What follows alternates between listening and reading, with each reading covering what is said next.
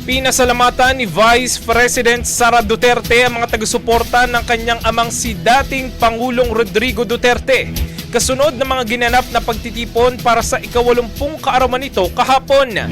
Sa isang video message, nag-thank you si VP Sara sa lahat ng mga nakiisa sa mga prayer rallies mula sa iba't ibang panig ng mundo. Kasabay niyan ay hiniling niyang patuloy na ipanalangin ang kanyang ama. Hinikayat ng Vice Presidente ang mga Duterte supporters na ipagdasal na sana ay makauwi na ang dating Pangulo sa bansa. Mababatid na kahapon, nagkasa ng mga aktibidad at pagtitipon ng mga taga-suporta ni former President Duterte na sinabayan din ng mga kilos protesta ng ilang grupo at mga pamilya ng EJK victims.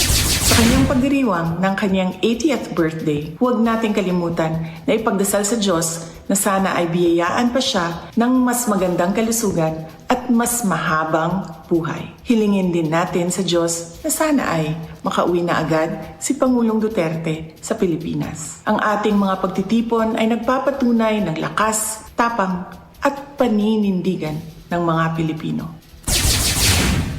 Mga kabrigada, ang tinig ni Vice President Sara Duterte.